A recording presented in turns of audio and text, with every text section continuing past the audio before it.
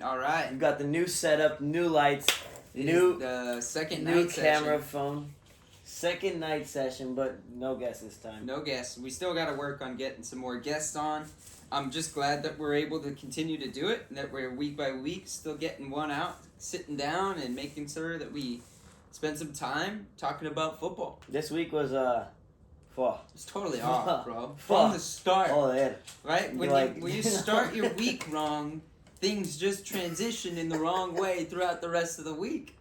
I felt that heavily this You could week. say that the recovery of that missed time is hard, no? Yeah, no, it is. It's because Foreshadowing. like you have to take care of everything that you already were supposed to, but now you have something to make up for.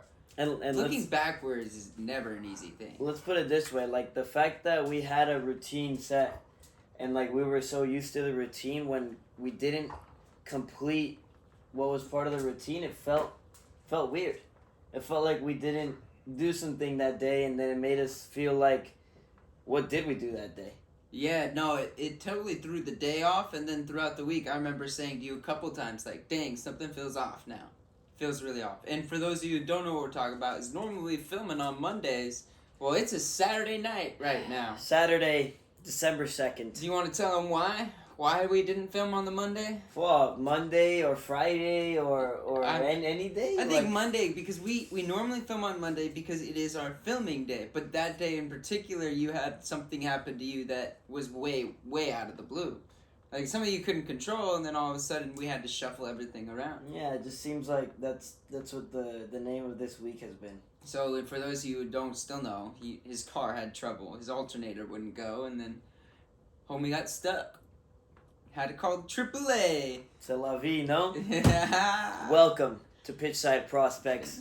I'm your host, JC Kruram, and I'm with... ZJ Kaizen. There we go. We know how to say it. How was your day, man? My day was alright. I think this week actually has been busy. I had 2 games this week. I had obviously regular sessions with both programs.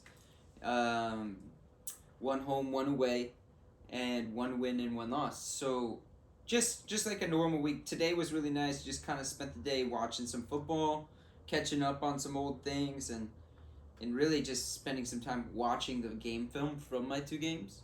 Oh, that's always a blessing to have. We played 2 completely different shapes. On the away game, we struggled, but we were playing in a 5-3-2. Looking at the film, there were a lot of issues with our central midfield and how we were choosing to press and how we were organized. And so instead of, refining that shape the next day, because we've been playing back-to-back games, usually Wednesday, Thursday, or Tuesday, Wednesday. For the Jewish Academy, we can't play on Fridays, because if it goes into Friday night, it crosses into the Holy Night, or the Holy Day. And I say Shabbat, but I think it's wrong, because I get corrected a lot. So I've been working on it. Like, hey, you're going back to your roots, though. That's kind of cool. You were getting on me for pronunciation the other day, so I've been focused. At least it's not me. At least it's not only me. No, it's a good thing. It's not a bad thing. That's what I mean. Hey, so now that you're talking about like the different shapes that you play and all this stuff, what makes you decide a certain shape for your team, or what goes into the process of you forming who you think the team, the 11 players that are going to win you that game? How do you form that? How do you? What goes on in the process of Zachy Jane's mind? Well, I think we talked about this when we were talking about in our past podcast about how do you start a team. And you start a team by looking at individual ability actions, seeing who can do what, who plays where, how do they fit in. I was saying we changed 2 different formations this week. We went 3-5-2 in the away game, and I recognized the midfield were at a deficit. We were struggling to maintain ball in the midfield. But I didn't want to move to a more defensive tactic or formation or system, so we moved into a 3-4-3 to test the waters, really. The reason I was talking about the game film, too, a little earlier is because, like, to have the ability to play both shapes at the beginning of the season, to watch the game film and see how the boys move better or worse in those 2 different shapes leads to the understanding of how your team can be at its optimal state. Why do you Random question. Why do you say 3-4-3 instead of 3-4-2-1? 3-4-2-1. The Because 3-6-1 as you would know it. Because we're not in a box in the middle. We're in a diamond, and the 4 in the middle are working in unison. It's going to be 1, 2, 3, 1, 2 8s that are flat with 1 10 sitting right above them, and a top 3 that acts a lot like your 4-3-3. They stay high and wide. Your 9 has to stay very deep so he can pin your center backs and hold them tight, creating space for that midfield to play in. And it's having those 4 guys in that shape that allows you to start to dominate the midfield.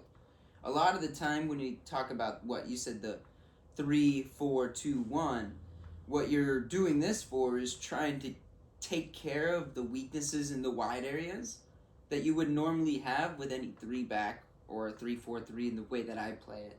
We're exposed in those wide areas. I guess that's the reason why I asked, because just you said it. But we already went through this, and we don't have to.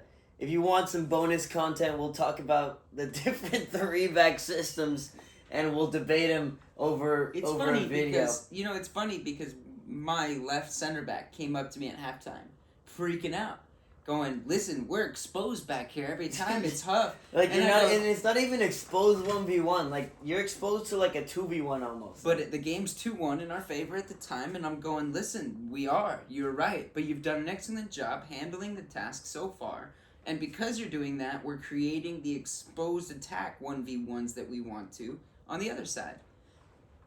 Let's play the open game, and let's just see how our team does in the open game rather than the structured game." See, this is what scares me. And so when we made the change, it looked good. Does that mean that next week we're set in stone on a 3-4-3? That's the question to ask yourself as the coach.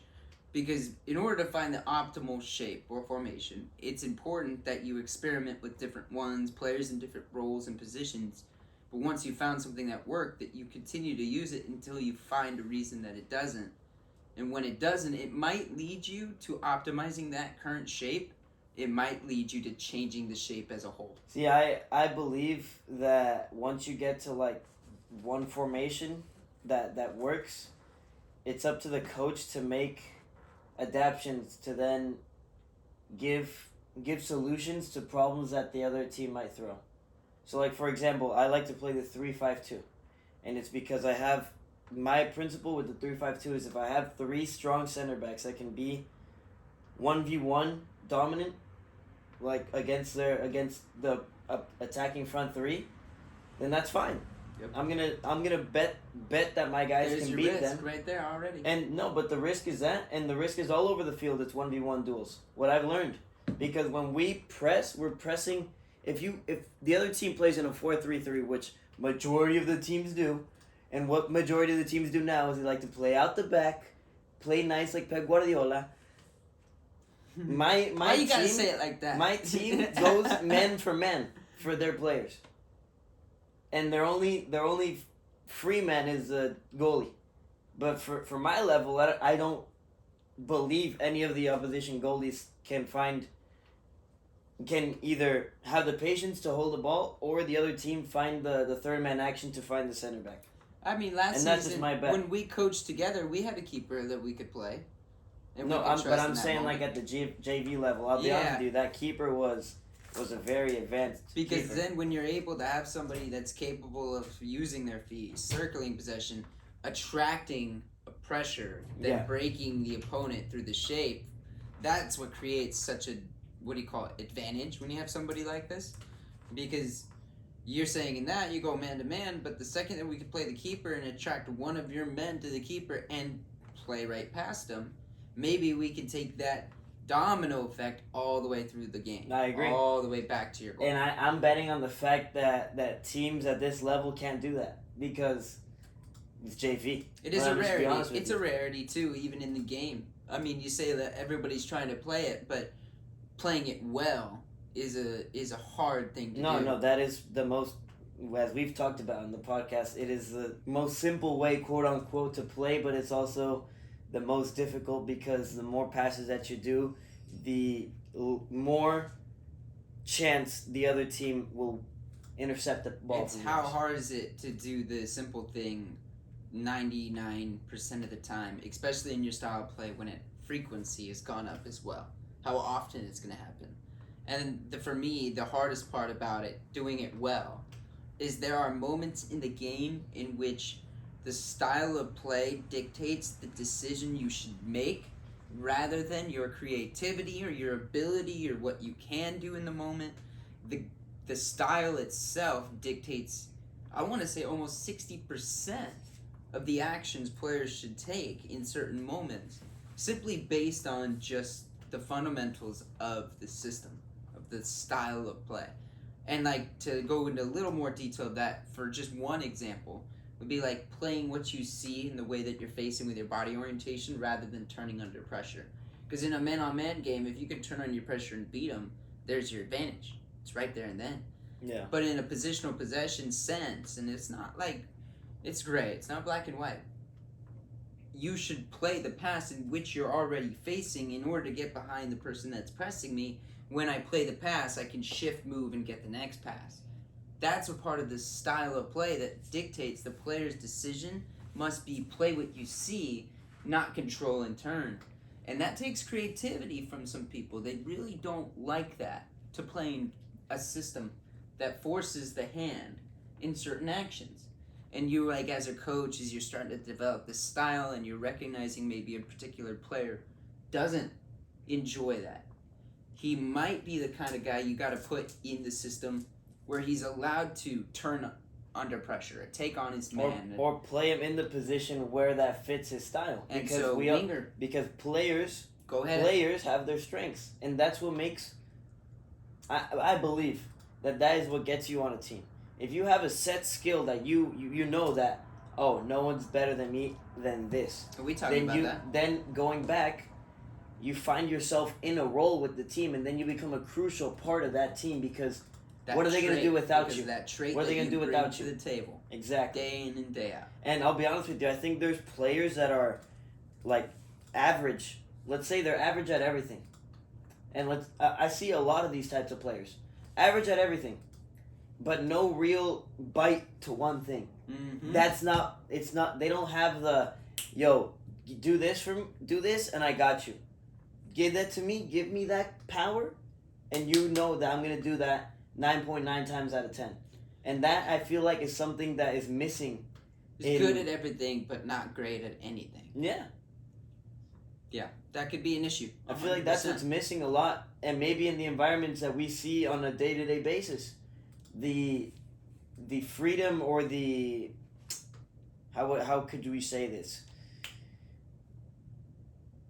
The positivity that we give a player for them doing their role, and like the encouragement that we give them, because if we do that, then they can feel comfort in the environment. 100%. Because then if they're just doing the basics decent, they can find the team that they can help, but they can't help the team that needs X trait or Y trait or Z trait. Well, there's a power of being a coach, and the power of encouragement and the timing in which you use it, which emphasizes the importance in the way that you want that player to continue to behave. That is the power of your encouragement. When you choose to do it, why you're doing it, is setting in stone to that player's brain. How should he recreate that behavior from time to time? Is this the way that my coach wants me to play? Well, you do have to back that up. You have to back it up with your praises, because that solidifies that action for him. And it's funny that we had a conversation this week about what players do you need? Me asking you, what players do you need? What roles do you need fulfilled to be able to play a 4-3-3?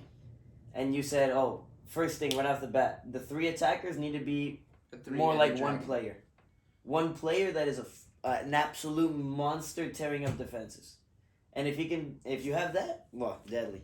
And then you need another player here. If you can become the person that, let's say, as a ball-playing center back that can carry the ball and most 9.9 times find a teammate, That was the one you said was the hardest, biggest ask, even right? Even if you're not good at defending. Out of the player profiles, I was saying that one of the two center backs in a perfect 4-3-3 has to be able to know when to drive, and every time he does drive, be able to keep 99% of the possession, as he's able to add into the midfield, add to the circulation of possession, add to maybe even the progression, but he's in a position that if he were to lose possession of the ball, he could win it back as well without exposing the space behind his entire team. So then, what a player you're asking for, right? Like, because I believe players now should ask themselves, in my position, what needs to be my superpower?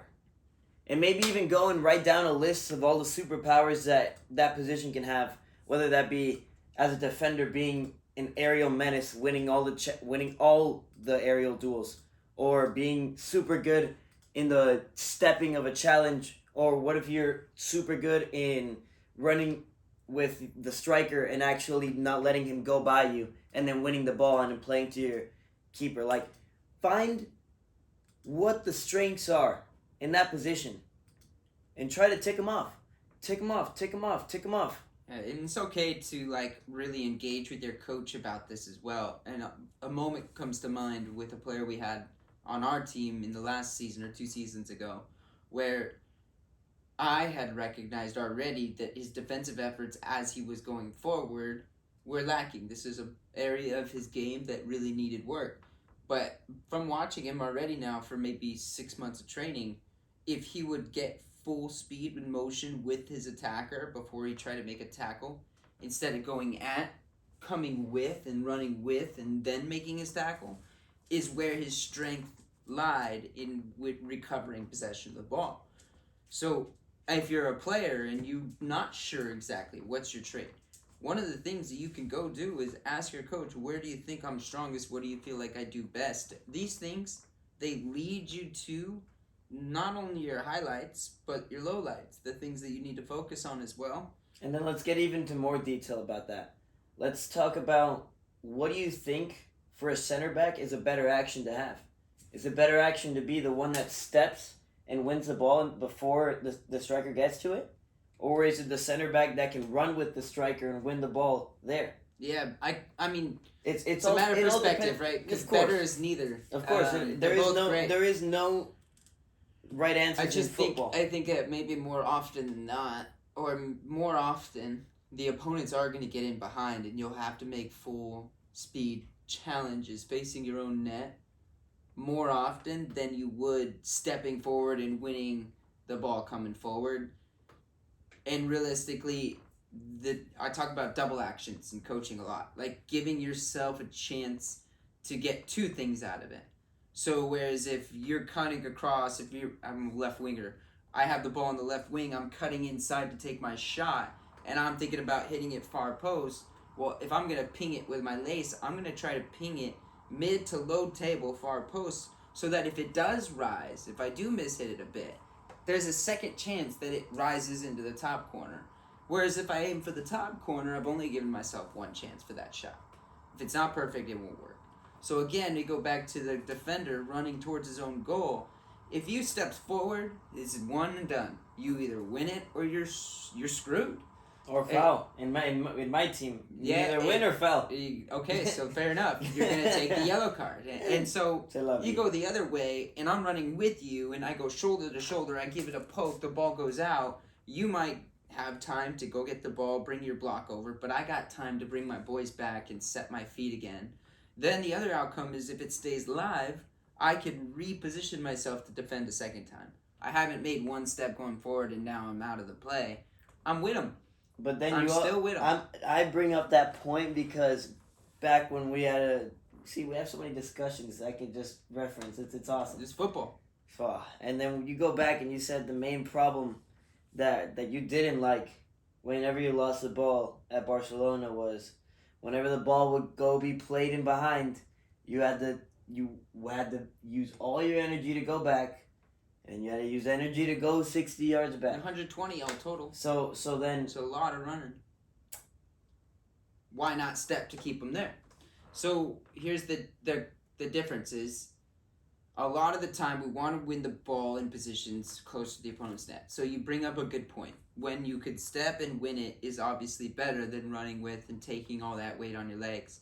But we're talking about also highlighting your specific traits about where you were great. And for that player in particular, it was understanding that he was poor at this and great at that. And so he started to impress not just me, getting in more starting positions. So I guess but other people. The reason why I brought that up was because I wanted to say, if we're gonna list all of these superstar traits or whatever you want to call it, you should look at the ones that are the most valuable.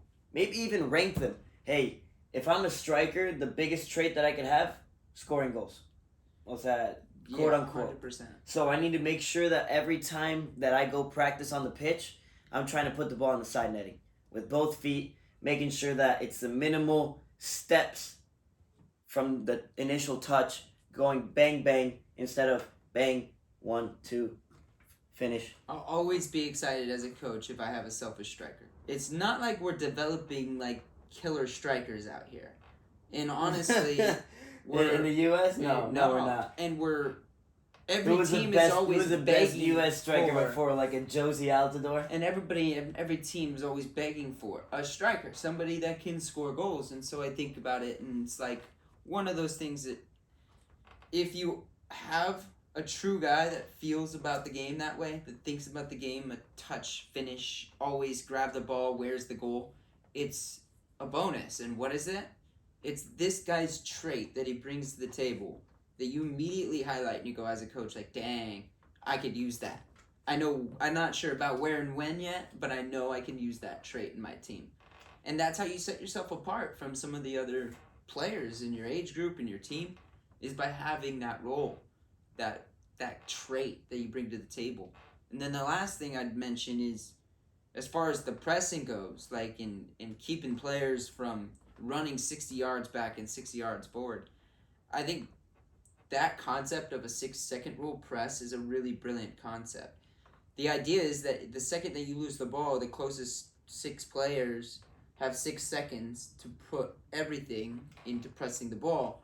Remember when that was like such a fad when Barcelona was coming up?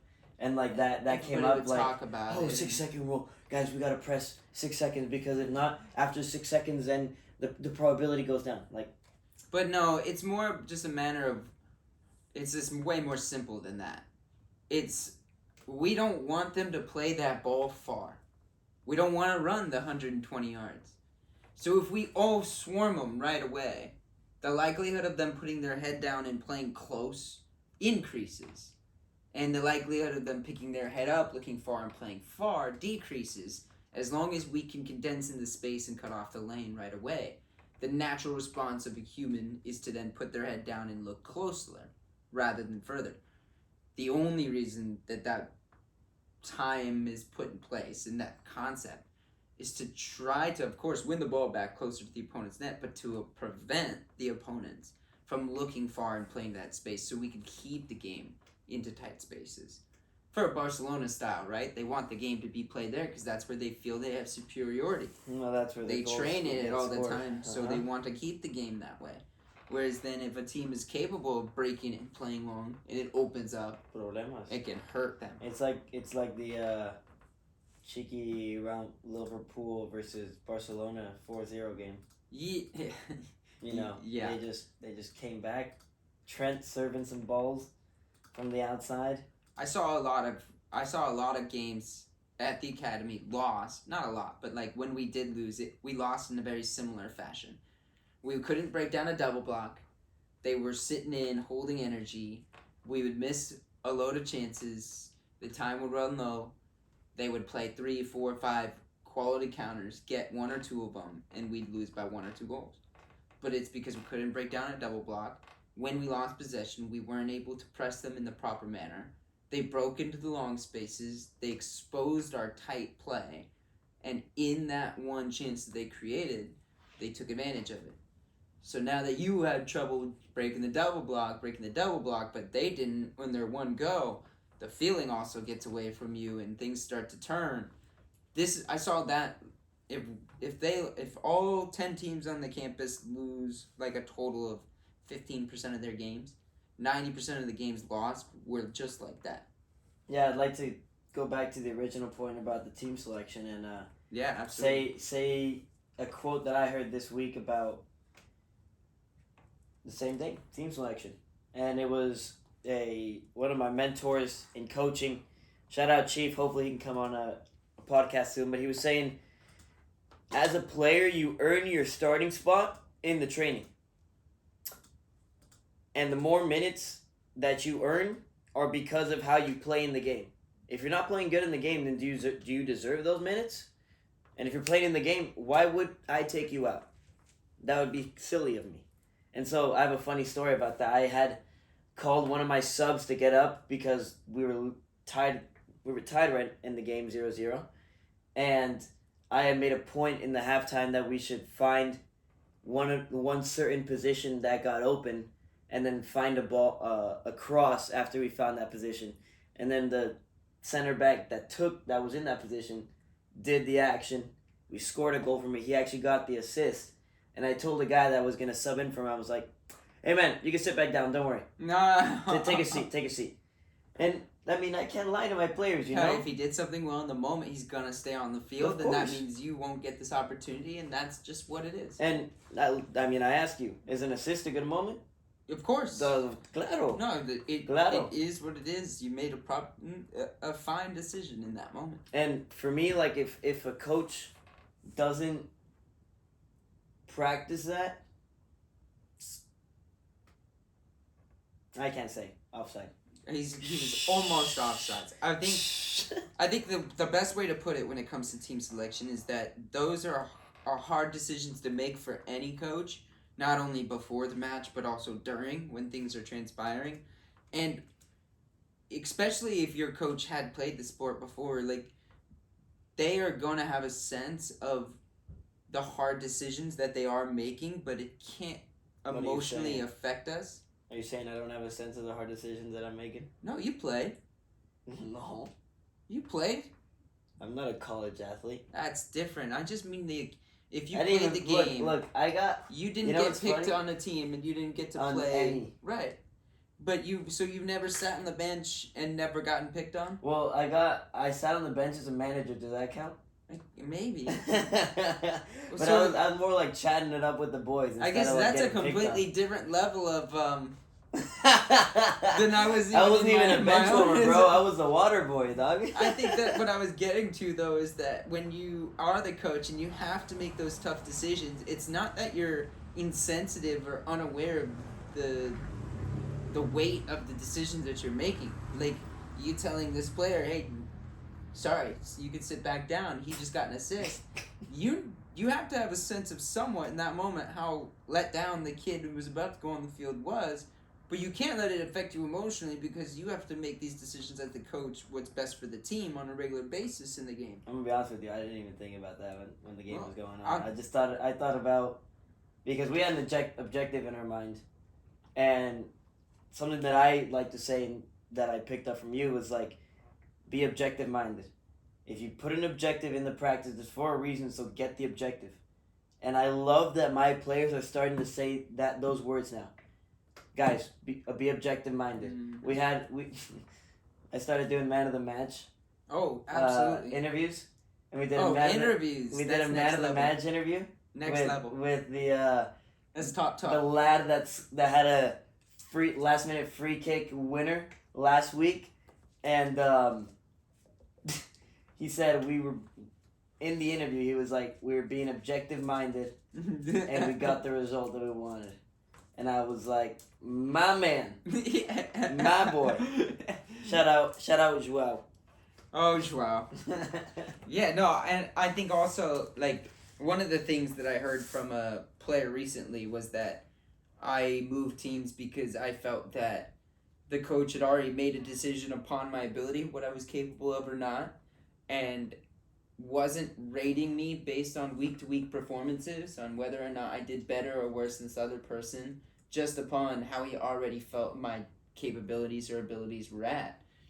And when it comes to team selection, I think there's something of importance there, right? Like, as coaches, me and you, we held ourselves very responsible on Thursday nights to make a selection upon the best players we felt trained and were there. The attendance was high, their attitudes were good, and Thursday night we would pick 6 guys that couldn't play on the weekend or had to play the B level group. But putting that time in to make the decision upon your player selection based on the performances throughout the week is a good way to show your players that you too are justifying their actions day to day, week by week, month by month, and that their opportunity to get onto the field and succeed can come, whether they had got it or not yet. So, like, I had a situation with a player who felt like his expectation was he was going to play today, but somebody else started in front of him. He'd been training hard, he'd been training well, but this other player maybe had been training a little better and showed a little more talent in the moment. But these moments are coming and going with each passing day. There's opportunity to be earned. Oh, offside. What'd I say? There's opportunity You to said- be earned. What's wrong with that? Oh! Offside. Ah! A Monday. So you said you didn't even think about it, but what if the player after that game came up to you and said, "Coach, I was really disappointed. You know, I had my expectations high, and I thought I earned it. I played well, and You want to be honest with you? yeah." How do you respond? So, and see, another thing I learned from you, I have decided to get a one-on-one personal relationship with players too, because then that's when they open up. And that kid is actually a tennis player, like talented tennis player, compared to soccer. Which kid? The kid that I told to sit down again. I think he's offsides, but okay. It's alright, he's all good. Yeah. He's a talented tennis player. And I asked him, I was like, what is your long-term goal? Like, does he think he can... where does he want to be? And he was being honest. He was like, I want to be a blank ranked tennis player. Like a high-rated tennis player. I was like, dude, awesome, man. Like, if it's not... Even if you're not pursuing something in soccer, as long as you're pursuing something that is cool and like has not even cool, Something of excellence. yeah, it's something that pushes you to strive to be the best version of yourself every day, that is cool. Something of excellence. Because And it so- takes effort, And so commitment. that probably added to the reason why I told him, hey, sit down, because I know the other guy wants to be at the next level, and I know he wants to be at the next level at something else. So I said, you know what? And that's why I didn't even think about it twice. I didn't have any remorse, because I know this guy is there to enjoy himself. I know if he enjoys himself in the practices, he's free to do whatever he wants in the practices. So he'll come out and do like a left-footed scissor kick out of nowhere when he's right-footed, and he bangs it in the top corner. I'm like, don't you play tennis, man? Don't you play tennis? Out of nothing. No, and it's nice to give him and a lot of my players the freedom to express themselves. I had a kid do a try to do a bicycle kick in the game, and he didn't commit, and I'm like, you didn't commit. That's No why jump. that happened. No jump. No, he Just reach with the leg Yeah, he and did kept the- the one plant. Exactly. Yeah. Exactly. I'm like, bro. If you're gonna do it, Commit. both feet off the ground. Commit. Jump. I know. See, even Z doesn't like the non-commitment. If you're gonna do something, go at it. That's 100%. Right, Z? I think that, like, with team selection, it could be just a challenging conversation sometimes. Like, that's enough. That's enough. Like, I am a fan, in club even, at the highest level of competition, of doing my best to put all 18 players I brought to the field into the game on the day. Am I always capable of doing that? No. But am I every day trying to show up and give all the players an opportunity? For me, yes. A lot of people look at it though sometimes and say, well, you've given up an opportunity to win this game because you've given this chance or opportunity to this player, and was it worth it? Is the question that gets asked. And I guess it's just a matter of opinion, because a lot of the time when I'm in a state of development, The answer is, of course it is. Everybody needs a chance to develop. But after a game that you clearly lost because you maybe made some substitutions for fairness rather than performance, it can feel very bitter. It doesn't feel great. How about the body orientation? Yeah, so I have been thinking about this in depth quite a bit. We talk about something that maybe like on the field we would talk about when giving coaching points, right? And one of the things that I always come into a team and start addressing right off the bat is body orientation, the importance of body orientation, and how it gives information, how it leads to fluidity in your next action, how it allows you to connect with the people on your team in an easier manner, all from the simple decision of where are you going to turn your body in the moment as the ball is coming to you, right? So, like, your body orientation is not only a depiction on the direction that you're going to play next, it can also be the start or the stent of your deception act. So if I'm facing this way, that I'm telling the opponents I'm going to play this way, and that leaves the space open this way, and I can always keep a sense of that in my brain by using my body orientation. But by having my body orientation here, then I have to make sure that all the most relevant information of the game is within my grasp and vision and hearing within this area. So how about to not get too in depth and too here, because this is a very like interesting topic that we could probably do a whole episode on. What do you think would be like if you could do 3 key takeaways that a player could listen to right now and implement for his next sessions? What do you think you would recommend in regards to body orientation? Every player has heard it from a coach before, play the way you're facing. That is the number one topic of body orientation that players should recognize.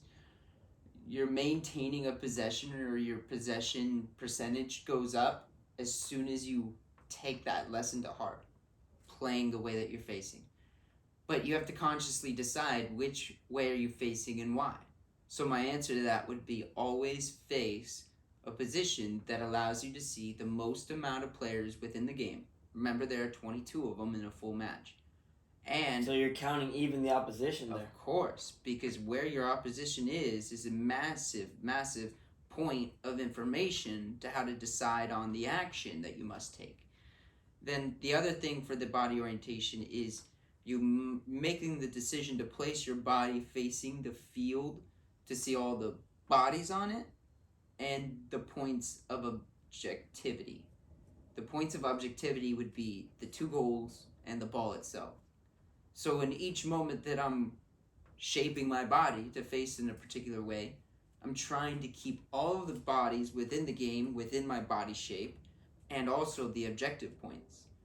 So when we have players and they turn immediately towards the line and they start to close off their body shape, not only have they turned off the options of playing in certain directions, but now they don't have the sight and the vision that they need in order to know what's next. I want to add another thing that they could add to the things that they need to think about when body orientation. Body orientation in regards to how your system, how your coach wants you to play as well. Because is the body orientation going to be the same in a possession team versus a team that plays balls over the top? Absolutely not. So, and then it's also understanding who your coaches, who your teammates are, understanding, let's see, little Jimmy is better at this place, so I'm going to maybe orient my body a little bit more to complement him.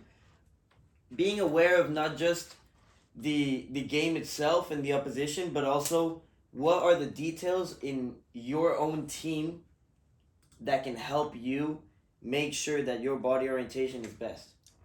Yeah, and within body orientation, there's also the sense of like being able to dictate your next action more easily simply just from the shape of your body. So And that's a great one. We want to go in depth to that, and maybe even like repeat that because that's a great. So like the shape of your body will dictate the direction of your next action. And there's no way to really go around that. Whether it's the 6-year-old player with the U17s or the 17-year-old player playing with 2004s right now. The shape of your body will lead to your next action because that's how the ball just rolls. I guess the best way to explain that is no matter what, the ball will go in the same direction you're facing or the direction your opponent's facing. It will not go in any other way.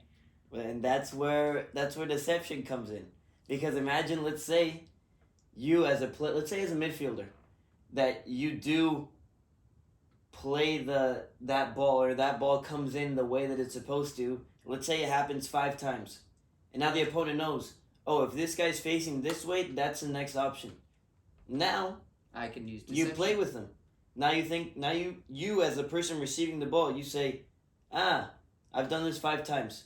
This guy knows I'm gonna go there. How about I keep the same body orientation, keep it consistent, different action. What is the opponent gonna do? He's gonna follow, or is he gonna go back to the same thing? No, I mean, if you've ran this 5 times in a row, he's gonna play it like you've been playing it, and then if you choose to do differently, you'll beat him.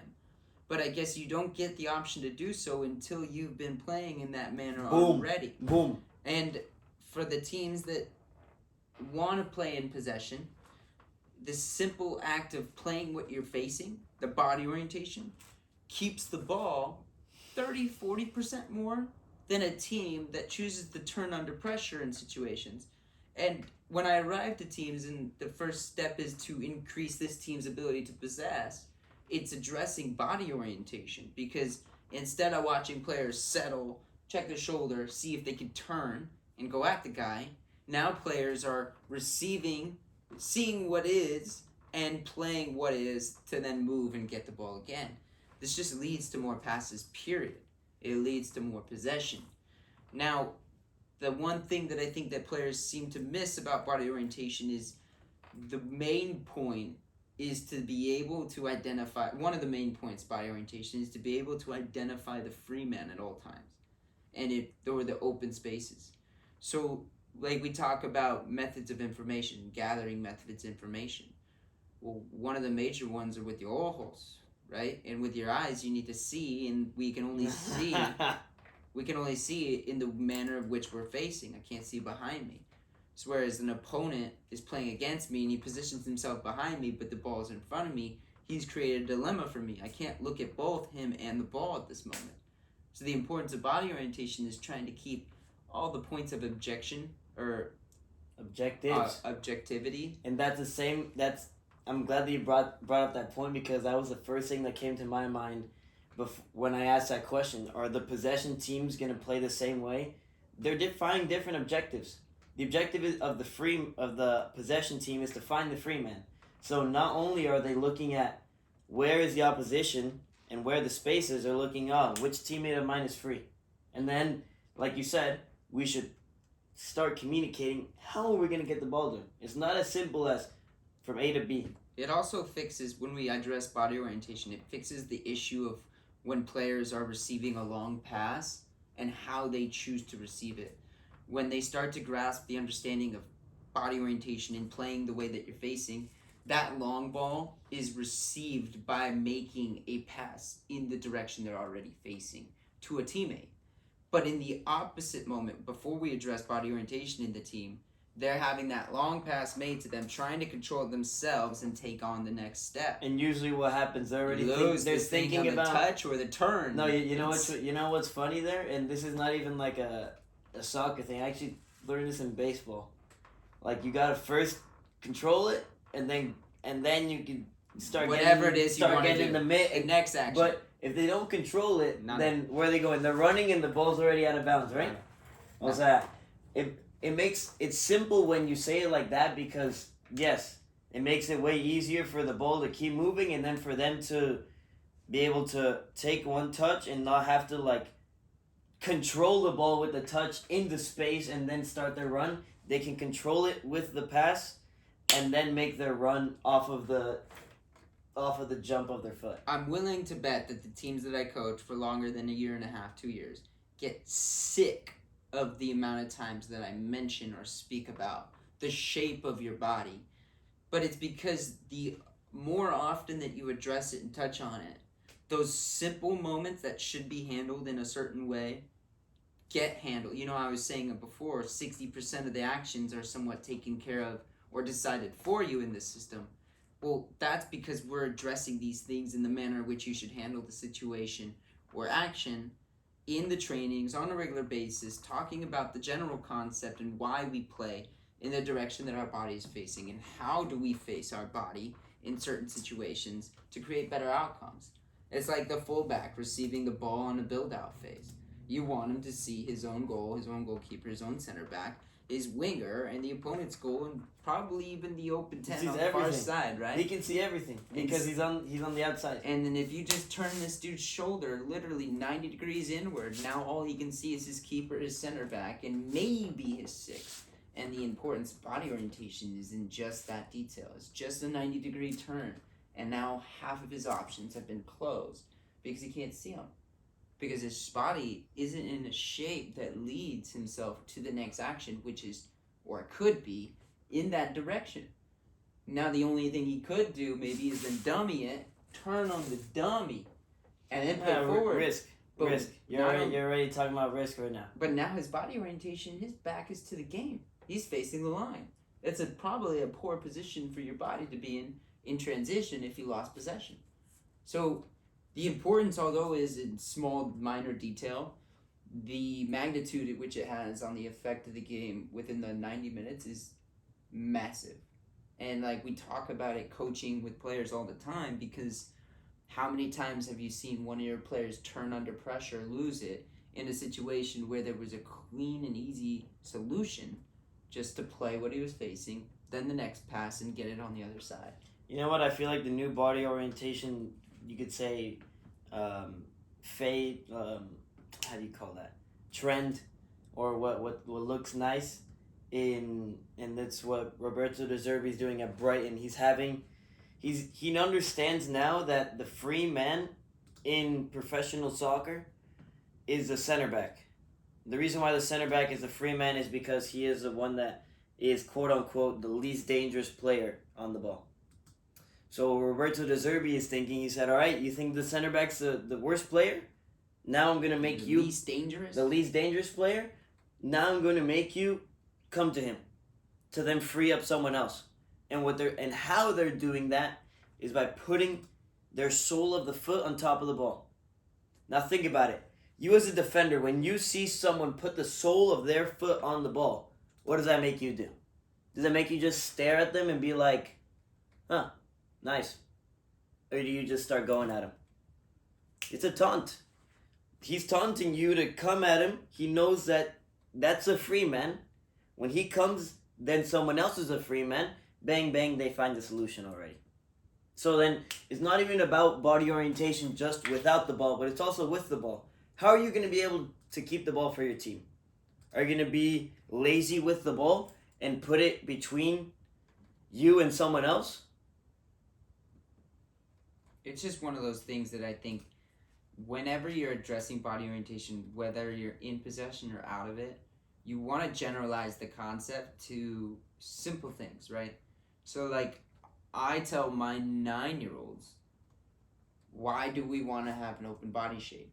And their answer is so we can see everything. How simple of an answer it is, but the full depth of the necessity of what they're doing it for is understood.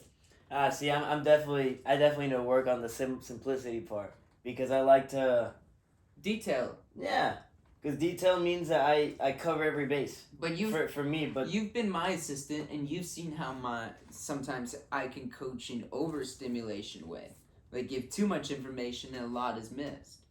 So you can kind of see how both principle coaching and breaking it down to simplicities and over detailing things both can have their pros and cons, in different moments and when you address the team. I felt that on the game that I lost this past Wednesday, at halftime I overstimulated the information way too much. Oh, I did that as well. Way but too much I did that in the beginning of the game, where like my team was like, "Wait, coach, what and what and what?" And so I just said, we're going like this. Keep it simple. Just don't worry about XYZ. Like just you got it. 100, yeah, and Thursday I went into the game with a different mindset. The same way, kind of like saying, "All right, well, I'm going to generalize more of these topics and try to make it more simple information or instruction to follow," and that hopefully leads to the grander understanding through exploration for the player. And that's where, like with the 9-year-old, to say, well, why do you want to do it? So we can see everything. So do it. Show me you're doing it. And show me what you saw when you had your shape open. Or, like you said, it's great when you hear your players start to pick up the rhetoric that you have. Like, be objective-minded. My younger players then turning to the other younger players and saying, hey, open your body up before they make the pass, because they're looking at a teammate who's facing the corner instead of facing the field. And they're like, before I pass you this ball, open your body, man. And that communication is an understanding of why they need to be doing what they're doing. Or at least for the passer. Not the receiver, but the passer in that situation.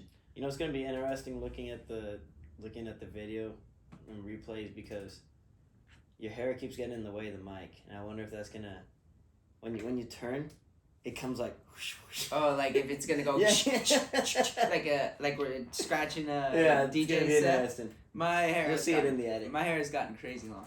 How about we talk about, especially now in the high school season, where high school players can only play with their high school. How about we talk about the importance of their recovery, because high school games, they come quick, and it's week by week by week. You're not getting any. You're getting very little rest in between weeks, and then you've got league coming up, and then you've got CIF coming up, and it's just a really jam-packed schedule. How do you expect your players, especially varsity players, to be recovering on a day-to-day basis? It's really hard to teach a kid the importance of recovery. No, especially imagine this day and age where they literally have everything at their Forget all that almost. Noise. I had the same issue without it. I as a teenager never wanted to stop. I just wanted to keep going. So whether it was like from the gym to the training to the next training back to the gym, like I just didn't have the off button. I wanted to consistently train, and I wanted to get stronger, get faster, have a better shot, better cross. I was consistently like chasing development without like a sense of rest, right? So I get why, like, for teenagers it's a hard concept. If in the first day I walked into my high school team, I told the boys, like, hey, the body, its like physical limit is 90 minutes. Like, it can peak perform for 90 minutes, and then everything outside of that 90 minutes, it's at a lesser body performance. Whether you push through a 3-hour workout or not, you probably peaked for 90 minutes within that 3 hours. And,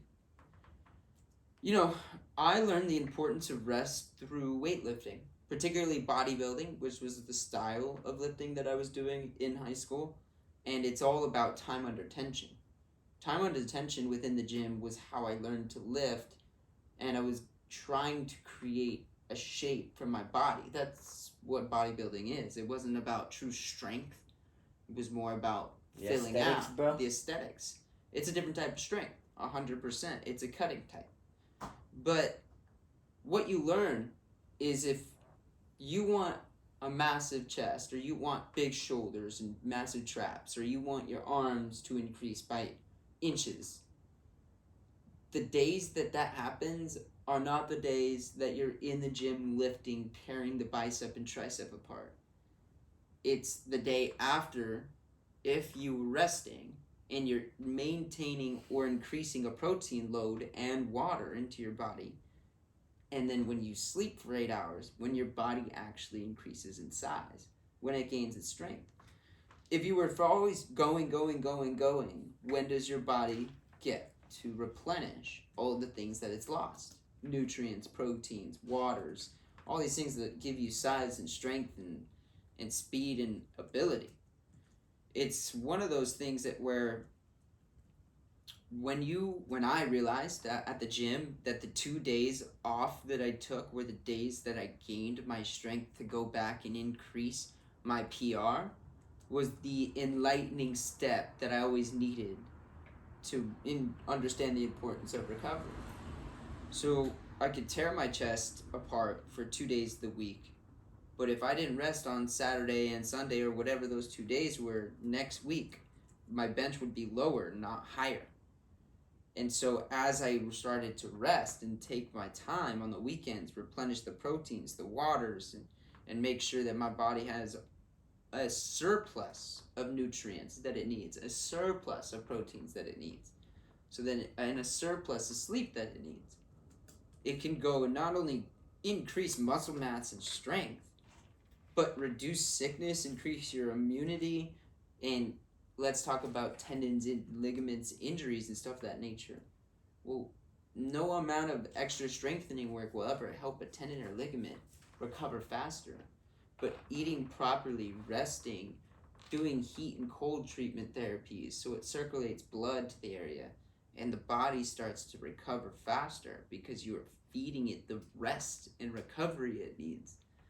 So I just think that a lot of the time we're always on pressing go when you're trying to accomplish something as an athlete, as a youth athlete, even pros, but it's the importance of those rest days that allows you to take the next step forward in your strength, in your speed, in your PR, or whatever it is that you're going for. If you don't properly rest or recover, you won't ever hit that next stage. And it looks like the things that you were putting here, like the cold plunge. All right, so let me bring it up. So, There's so many things. I mean, me not being a professional footballer, ex-footballer, or anything like that, I couldn't tell you what I did to make it to the top because I didn't make it there. I've taken thousands of cold plunges. Thousands. I'm countless. I think the most important thing for someone that wants to get to the top is to create a routine that they believe will get them there. That's first. If you don't have the belief you can get there, or you don't believe that you can do things to make it there, then forget about it. Just go. You can play pickleball. How about that? But creating strong habits form over time, and they get the results over time. So forming the strong habits of making a weekly routine where you include your rest days and you include the amount of food that you're eating on XYZ day, and making sure that, you know what, if you do give yourself a cheat day, enjoy it. You know, we're all humans, right? We all enjoy a little sugar, a little sweet, a little salty. Like, you don't have to be so strict, so self-critical. But also, the people that are the most self-critical are the ones that edge themselves out to the top. Yes and no. Sometimes they can also burn each other out. You know what they say? Themselves. They lack their own self-confidence. You know what they say is the most successful people in the world are sometimes the most insecure. Right. And that insecurity is what drives them to be the most successful, even though they still may be insecure. That insecurity also crumbles some others. It depends on who the breaks person their confidence is. And yeah. And so I'd have to say creating routines for not only your week but your day. Like, break everything down, and break days even down to half days. What are you gonna do in the first half of the day that's gonna make you a better footballer? What are you gonna do in the last half of the day that's gonna make you a better footballer? It doesn't mean that you have to be playing soccer every day. It could be as simple as watching a game and watching someone in your position. Oh, I learned something new from that guy. If you can set yourself up a goal every single day that you can try to achieve and strive to be better than, dangerous. It's dangerous. The importance of rest is also in the same kind of concept, the importance of not overusing. Because when you overtrain, you're at risk of injury.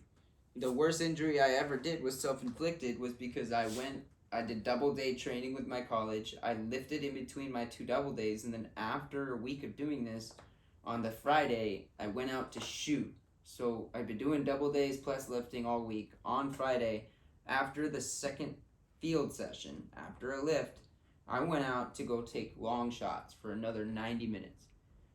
Pulled my groin. Coach was livid.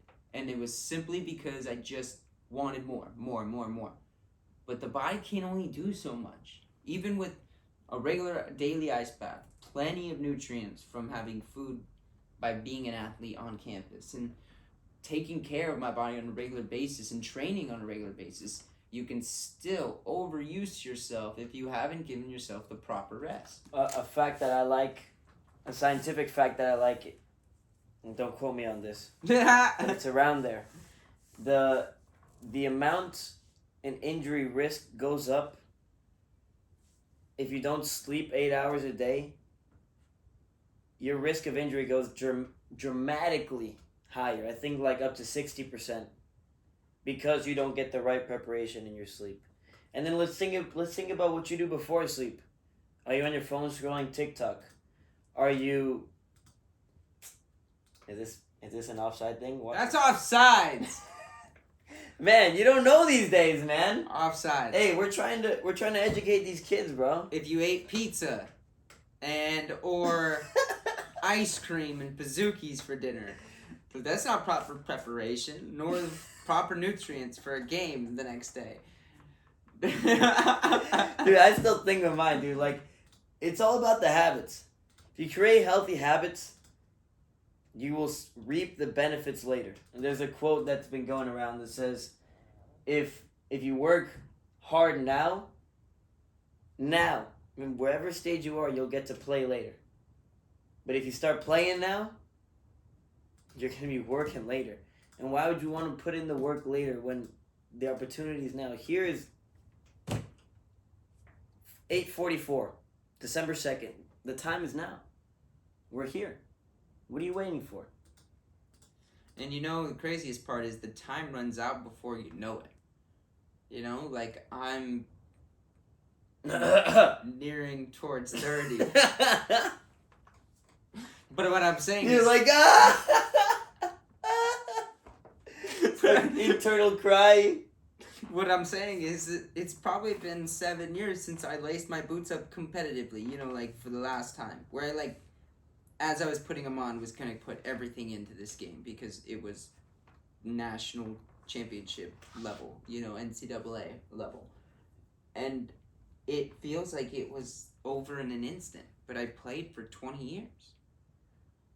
So make the most use of the time that you have now because of how fast that it goes, how quickly the time could end.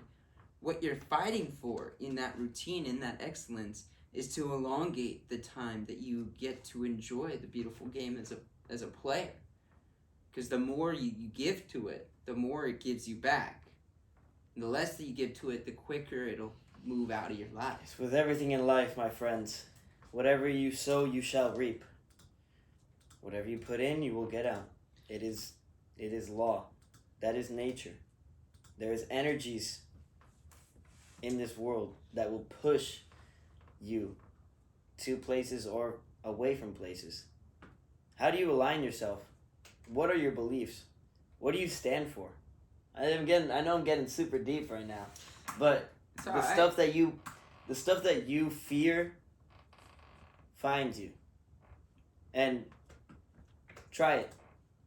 If you don't believe me, try it. What do they say? That your understanding is on the other side of fear, and you gotta face it in order to understand it. And then the other thing is, I've always, as a coach, been a matter or a person of believing in following your dreams. I'm not a dream killer, I'm a dream raiser. So if you are somebody that you want to accomplish such a big thing or a great thing of excellence, then we got to talk about all the things that you need to do to become that thing. And the consistency in life, as I found as I gotten older, is the hardest part. But your chances now, while you're playing, while your boots are on, while you're getting the program's resources and support of coaches. While you're not injured. Let's put that in. As you become an adult. What if you're healthy?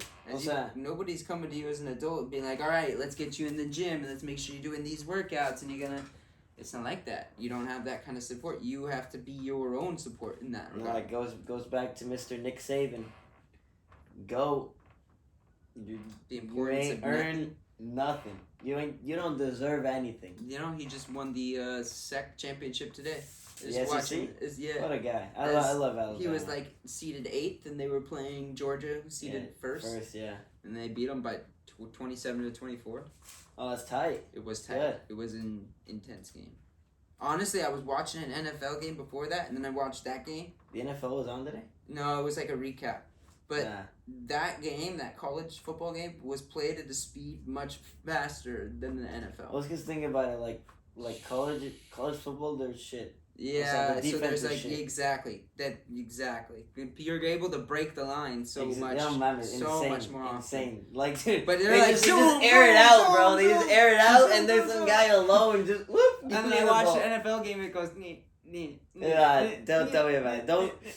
Like, okay, this is not very fun to watch. It sounds like the comparison of like the Liga MX versus like the Premier League. The Liga that MX could be is a like fair example. It's like high school soccer. Like a basketball game. Tennis. And then the Premier League is like he has stones going now to Rodri. Rodri switches the ball to Kyle Walker. Kyle Walker takes a touch, brings it back to Edison. It's like, oh my gosh, can we go 40 forward passes for Christ's later, sake? they're breaking into the box. Here comes Kevin De Bruyne to Holland. That's a typical goal. Too bad De Bruyne's out. Dude, I miss watching him play. Although he does damage, I still miss watching him play. He's the best center mid in the damn league. That's a statement. For sure, he's the best one though. For sure. Yeah, obviously. I didn't say anything, bro. It's for sure. But it's just like, it's a statement. It says a lot about him and what he's like. And he's been out, and and City's still been doing good without him. That's pretty crazy. Not good enough, because we're beating them. Dude, you already know what's gonna happen. Didn't you guys have like the highest points accumulated in the Top league? of the league! Didn't you guys have Top like of the the highest league! points accumulated in the league at one point, like last season, and then you crapped the bed? Isn't that what happened? We lost to Man City. Oh. I believe there was one time that you had 99 points and you lost the league. No matter what happens. Actually, we were at 98. But that just shows how good we are. You didn't even break 90. Did you even break 80 last year? I'm just saying. Did you break 80 last year, points? We're not the easiest team to beat. Did you break 80 points last year? You didn't even beat them. You tied them last time you saw them. You didn't break 80 points last year? No, I want to bet we did. I hope so. I want to bet we did. I hope 90, so. We probably didn't break 90. No, 90, you got to be next level for that. Sorry. You had 84 points last year. Oh, let's go. I'm over here on like Wikipedia. Not as good as 90. Hey. You know what's crazy? United had 75 points last season. That's bonkers. You know, the thing about Arsenal is we've been shite for so long that our expectations aren't through Stop the making roof. excuses, bro. Listen, Stop we're making happy excuses. to be where we're at. We're appreciative of the things we got. We're the kind of people to say, No, you you're know, No, you're not. the grass may not be greener on the other side, but we got some green grass. It's okay. We're just like... Your grass is like that green grass from the Camp Nou that's like dying after a couple months. That's what happens. It's like green, but like it's like painted green. So I paid $60 for grass Euros, from Camp Nou. Which means like 70. No, it was 50 euros, so it was like $60, $65. But like, yeah, I got some real grass from Barcelona, and it's in offside. Why? It's in this little like. Don't show the contents inside. And it's got the grass inside. Censor that. Don't show them the Barcelona grass, dude. I paid a lot of money for. Hey, you never know what YouTube will ban us for. I'm willing to bet it isn't even the grass from the field. That's what I told you, bro. Yeah. I told you they picked it up from like the little countryside. Not even, bro. Just outside the gate, so the yeah. No, I get it, but it's a sentiment. I got it inside like of a epoxy magnet, and then inside of there. Where can the audience reach you, man? You can find me at ZJ Kaizen or at Train Zone Sports, on Instagram. And what about you? At Coach JCKM, at JCKM. Listen up for some post-match and pre-match interviews and man of the match interviews. If you want to check it out on Coach JCKM. And this has been Pitchside Prospects. We are coming to you live. Still working on the process. Not yet some live, new though. equipment. Not yet live, I keep saying that. I want to be live. I think it would be cool. We'll have a live one. Yeah, but thank you for tuning in and listening, and we'll be back with another episode soon. Actually, in 2 days. Well, 2 days we're gonna be filming. And that's that. Bam.